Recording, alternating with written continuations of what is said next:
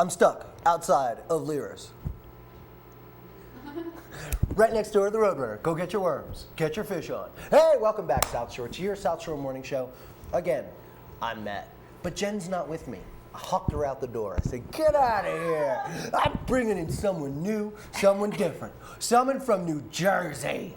That's right, friends. We have a guest in the studio today.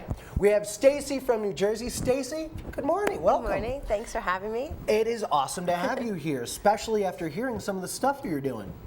You work for a company called HealthBarn, promoting strong bodies and healthy minds. This is a kids program? Yes. We have, we're actually in New Jersey on a farm, grow their own vegetables, learn about nutrition, teaching them about cooking and putting what's strong bodies, healthy minds, like making sure they're eating the right foods.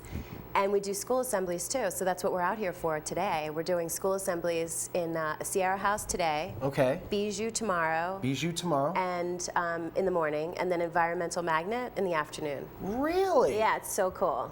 So now, let me get this right. You're teaching kids how they can live off the land and really help kind of get a better sense of living for themselves instead of like relying on all the commercial and the pesticides and stuff like that kind of stuff. Right. Well, we're trying to get them like out of boxes. Okay. Because a lot of kids are eating out of boxes. Chef Boyardee, mac and cheese, Chicken hamburger helper. fingers. Yes. Chicken fingers are a hot item. In fact, if you Guilty. if you make chicken fingers, like real chicken fingers, the kids make them and then they say they're excited that they're making them, and then they come out and they all look at it and they're like, that doesn't look like a chicken finger. Okay, I have a question. Does it taste like chicken? Yeah, it's real chicken. No, wait, the boxed one or the real one? I don't know. Here's what I know. After you make the homemade real one, The real one. you can't go back to the boxed one. I know. Jen is a really big cook. Oh, okay. And so, I've definitely learned that you have to have the fresh foods, and Yeah. this is what it's about. Tell me a little bit more about the farming. Are you using Miracle Grow, or are you really trying to promote a healthy vegetable? We're using compost. Nice. And what we do is we teach the kids, it's not just, it's really healthy lifestyle education. So you teach the child the whole cycle. So we teach them that, scraps, the vegetable scraps, the eggshells, the tea grinds or the coffee grinds, that all goes into the compost bucket, then goes down to the garden. They all bring it down and they work on the garden and they see the transformation of the soil from this, vegetable peels, banana peels to golden dirt, and that feeds their garden. And so that's, a way to reduce waste and also teach them that these things can compost. How many kids do you have down at the farm working with you on this? We have, well, it's interesting. At the farm, we have approximately like 60 kids a week. And that's seedlings, ages 3 to 5, sprouts, 5 to 7, and the harvesters. And we have summer camp. It's really cool. But the assemblies, we've been doing the assemblies, which is one of my favorite things because we're able to reach a large number of kids. All at once. Since we started in 2004, the concept of HealthBarn actually started in 2005 when we actually launched it on the farm. But we've been doing school assemblies now since 2008, and we've reached over 21,000 kids. Yeah, it's so awesome. Oh my goodness. And it's so cool because the assembly is what they're going to experience. It's all about trying new foods. Because what we talked about with the chicken fingers, they're going to say, no way, they like their boxed stuff. I want my McNuggets, right? Yeah. And so the idea is to have them trying fresh, natural foods. And Yuck.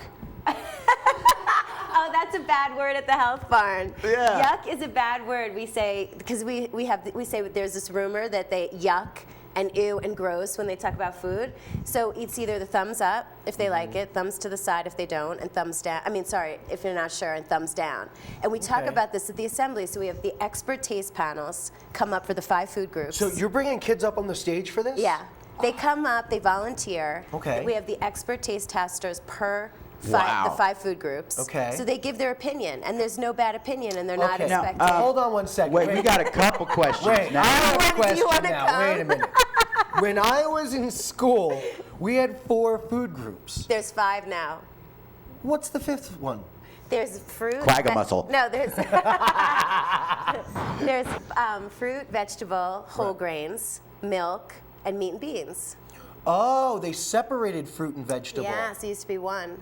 And It it's used to not, be and one. the pyramid doesn't look the same. You probably haven't seen the pyramid. in a No, while. there's you got the pyramid, you got your But it goes like this now, and there's people running up the stairs. Have you seen it, My Pyramid? It's the new pyramid. really. MyPyramid.gov is the new pyramid. I have a question. All right, hey, go. What category does the McDonald's French fry fall in?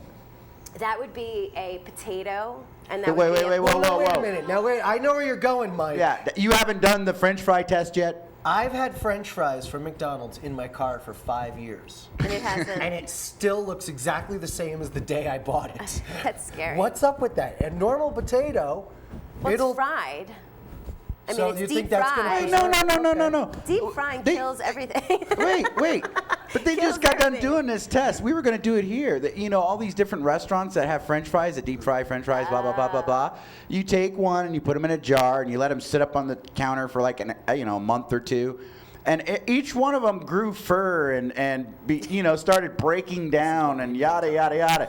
Except the McDonald's French fry was perfectly intact, exactly the way it looked when it was placed in there. Well, you know what's funny about that? Last night we ate at Sprouts. Oh, right on. So good. Yeah, they got good stuff. And I over don't there. think their food.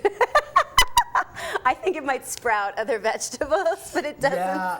sprout mold. I mean, doesn't that say something, though? I mean, doesn't that say something that a food can just never go bad? Well, I mean, it could It break definitely down. says something. Don't eat it. Well, there's a lot of preservatives. I think that that's what's making people sick, is that they're eating all these foods. I mean, food wasn't the same even when we were younger. Oh, no. And I mean, if you look at the snack aisles, when I was little, there was like Yodels and Ring Dings and maybe a Twinkie. Now it's like the whole side of a supermarket. Well, And you're competing, like fruits and vegetables and fresh foods. I mean, are aren't we competing. finding Yeah. out that, because of all the hormones that are placed in a lot of our foods, that it's changing our children, whether it's, women reaching menstrual cycle earlier, whether it's, different things that have occurred because it's like this growth hormone is placed into the vegetables, and it actually does affect us. Well, it's not so much the vegetables, it's more the animals, how Oh, the animals are treated. So they're treated with the antibiotics and they're jacked up with hormones. And so it's really important to eat, antibiotic-free and, grass-fed animals, and mostly organic. That's when you definitely know. And But is this something, though, that has just taken place here recently? I mean, Well, I think- when did they start, injecting the cows? well, That's been going on. that's been for going on, but I decades. think people, when people start, I don't know if you've read Michael Pollan's book, Omnivore's Dilemma. I'm sorry to not. Okay, his book, which is a definite read, Okay. it really kind of broke the scene on feedlots and how we eat our foods, and that was really the first book and really description of what we're doing. I don't think people really, it's lack of education. When you don't know, you're just eating and you're not really paying attention, but there's stuff going on. Yes, very, very much so. Well, a lot of people just eating into food. A lot of people view eating as, I got to quick hurry up and get this done because I'm Right. on to my next thing. Yeah. And they don't bother to take the time to say, let me go out in the garden, let me get this and this for my meal, and yeah, I certainly don't have chickens in my backyard or anything, but we have a little garden where we get our little herbs and stuff Oh, from, cool. and it makes a difference. Oh, It yeah. makes a huge difference. When we're pulling tomatoes off our vines, huge difference. Yeah. And I'm all about the farming and having your own stuff like that. Unfortunately, we certainly can't do our own meat thing in town. Well, But we do have Overland Meat Company.